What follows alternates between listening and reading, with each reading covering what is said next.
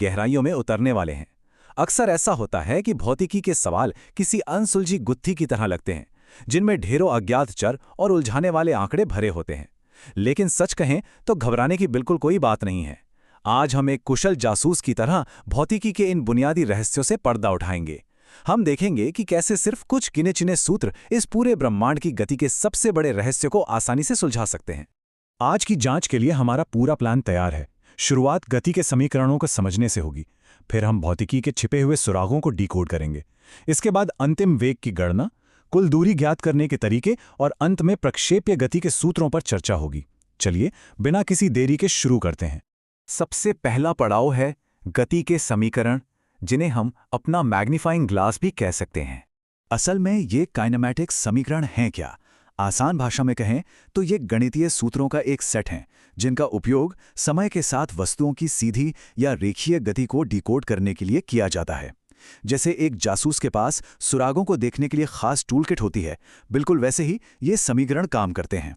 सबसे कमाल की बात यह है कि बिना किसी वस्तु को सच में देखे केवल इन सूत्रों के आधार पर सटीक भविष्यवाणी की जा सकती है कि कोई तेज रफ्तार कार ठीक 10 सेकंड बाद कहाँ होगी या उसकी गति क्या होगी। ये लिटरली किसी सुपर पावर से कम नहीं है। अब इस जासूसी मामले में कुछ मुख्य संदिग्ध हैं, जिन्हें भौतिकी की भाषा में चर या वेरिएबल्स कहा जाता है। V का मतलब है अंतिम वेग, U यानी प्रारंभिक वेग, A त्वरण के लिए है, T समय को दर्शाता है और S विस्थापन या दूरी के लिए इस्तेमाल होता है। हर एक चर किसी चलती हुई वस्तु की कहानी का एक बहुत अहम हिस्सा बताता है। जैसे U हमें बताता है कि मोशन की कहानी कहाँ से शुरू हुई, V बताता है कि कहानी का अंत किस स्पीड पर हुआ। और गणित की यह भाषा अंग्रेजी या हिंदी की मोहताज नहीं है, ये एक यूनिवर्सल ब्रिज है। यहाँ गति का सबसे पहला और प्राथमिक समीकरण आता है v बराबर u प्लस at। इसे फॉर्मूले के बजाय एक कहानी की तरह समझना ज्यादा आसान है। किसी भी वस्तु का अंतिम वेग v कोई ऐसा नंबर नहीं है जो अचानक से प्रकट हो जाए। यह सिर्फ वस्तु की शुरुआती गति u है, जिसमें त्वरण और समय के गुणनफल वाला हिस्सा जुड़ जाता है। यानी शुरुआती गति में इस एक्स्ट्रा स्पीड के जुड़ने से ही फाइनल स्पीड मिलती है। ये इस जांच का पहला और सबसे मजबूत हथियार है। चलिए दूसरे भाग की ओर बढ़ते हैं, जहां हम भौतिकी के सुरागों को डीकोड करना सीखेंगे। शब्दों को गणित में बदलना बहुत जरूरी है। भौतिकी के सवालों में शब्द अक्सर सीधे सीधे जानकारी नहीं देते, वे घुमावदार होते हैं। जब कोई सवाल कहता है कि वस्तु विराम अवस्था से शुरू होती है, तो ये कोई मामूली वाक्य नहीं है, ये एक बहुत बड़ा छुपा हुआ सुराग है। जरा सोचिए, एक एथलीट रेस शुरू होने से पहले स्टार्टिंग ब्लॉक पर बिल्कुल स्थिर खड़ा है। उस समय उसकी गति क्या है? बिल्कुल शून्य। ठीक इसी तरह जब भी विराम अवस्था या रेस्ट का जिक्र आए, तो हमें तुरंत समझ जाना चाहिए कि प्रारंभिक वेग u पूर्ण रूप से शून्य है। इसी के ठीक विपरीत एक और स्थिति होती है, जब किसी मामले में ये सुराग मिलता है कि कुछ समय बाद वस्तु रुक जाती है, तो ये इस बात का एकदम पक्का प्रमाण है कि गति अब पूरी तरह से समाप्त हो चुकी है। इसे ऐसे समझ सकते हैं जैसे कोई तेज रफ्तार स्पोर्ट्स कार लाल बत्ती देखकर अचानक ब्रेक लगाती है और रुक जाती है। इसका सीधा सा मतलब है कि कहानी के अंत में कोई गति बची ही नहीं, इसलिए अंतिम वेग भी बिल्कुल शून्य हो गया है। बस इन्हीं छोटे छोटे शब्दों में ही समाधान की चाबी छिपी होती है। तो अब इन हथियारों का इस्तेमाल करके अंतिम वेग के कुछ असली मामले सुलझाते हैं। चलिए थ्योरी को प्रैक्टिस में लाते हैं। पहला सवाल है, एक वस्तु विराम अवस्था से शुरू होती है और 5 सेकंड के लिए 5 मीटर पर सेकंड स्क्वायर की दर से त्वरित होती है, वेग क्या है?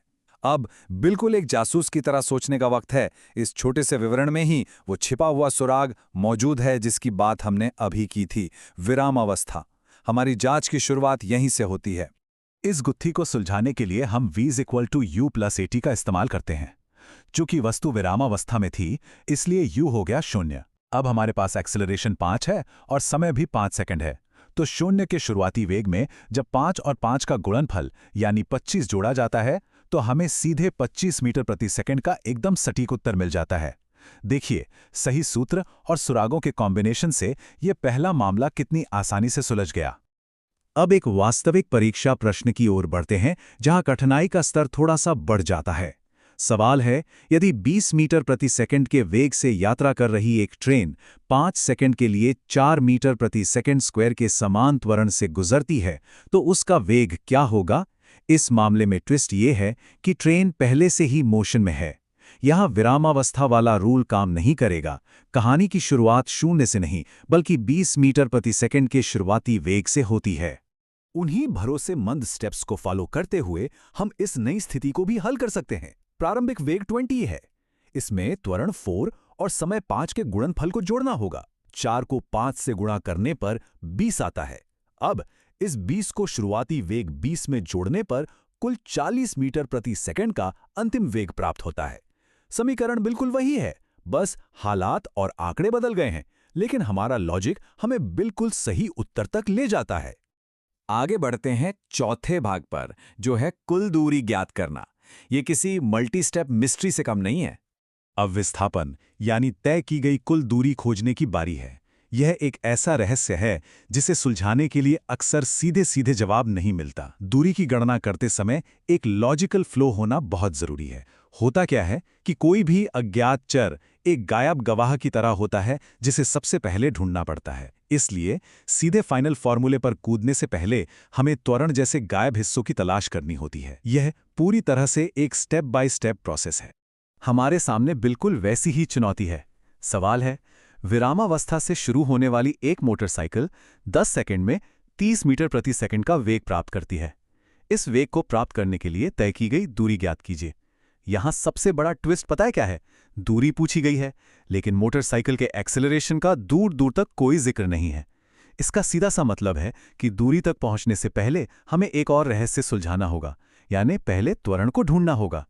आइए इस दो चरणीय तर्क को समझते हैं। पहले स्टेप में पहले समीकरण की मदद से त्वरण निकाला जाता है, जो कि अंतिम वेग 30 को समय 10 से भाग देने पर 3 मीटर प्रति सेकंड स्क्वायर आता है। जैसे ही ये गायब गवाह हमें मिल जाता है, ये विस्थापन के सूत्र यानी S = ut + ½ at स्क्वायर का ताला खोल देता है। शून्य शुरुआती वेग के कारण पहला हिस्सा तो शून्य हो जाता है और आगे की गणना करने पर बड़ी ही सहजता से 150 मीटर की फाइनल दूरी निकलकर आ जाती है। चलिए दूरी के एक और शानदार रहस्य से निपटते हैं। सवाल है, एक बस 30 सेकंड में 12 मीटर प्रति सेकंड से 30 मीटर प्रति सेकंड तक समान रूप से त्वरित होती है। तय की गई दूरी की गणना करें। इस मामले में भी वाहन विराम अवस्था में नहीं है, बस पहले से ही 12 मीटर प्रति सेकंड की रफ्तार से दौड़ रही है। ये सिचुएशन जांच को थोड़ा और घुमावदार बना देती है, क्योंकि अब कैलकुलेशन में हर चर अपनी पूरी वैल्यू के साथ मौजूद है। ऐसे जटिल मामलों के लिए गति का तीसरा समीकरण v² = u² + 2as एकदम परफेक्ट औजार साबित होता है। जब इस सूत्र में 30 का अंतिम वेग और 12 का शुरुआती वेग रखा जाता है, तो त्वरण और दूरी का सटीक रिलेशन निकल कर आता है। यह सूत्र इसलिए भी खास है क्योंकि यह बिना समय की चिंता किए भी सीधे विस्थापन तक पहुंचा सकता है, और इस मामले में यह हमें बड़ी ही कुशलता से 630 मीटर की कुल दूरी तक ले जाता है।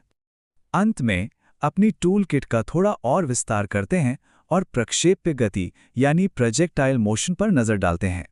अब तक की पूरी जांच सिर्फ एक सीधी रेखा में चलने वाली चीजों पर केंद्रित थी, लेकिन असल में ब्रह्मांड में हर चीज एकदम सीधी नहीं चलती। जब कोई रॉकेट आसमान में लॉन्च होता है या कोई खिलाड़ी बेसबॉल फेंकता है, तो गति द्विआयामी या 2D हो जाती है। इसके लिए हमें कुछ नए सूत्रों की जरूरत पड़ती है। ये फॉर्मूले उड्डयनकाल और क्षैतिज परास के लिए हैं। इनमें मौजूद साइन थीटा यह तय करता है कि वस्तु किस कोण पे फेंकी गई है और गुरुत्वाकर्षण उसे कैसे वापस जमीन पर खींचता है। यह सच में कोण और बल का एक बहुत ही अद्भुत कॉम्बिनेशन है। जैसे ही हमारा आज का ये एक्सप्लेनर समाप्त होता है, इस एक बात पर जरूर विचार कीजिएगा। यदि ये कुछ साधारण से समीकरण ट्रेनों और मोटर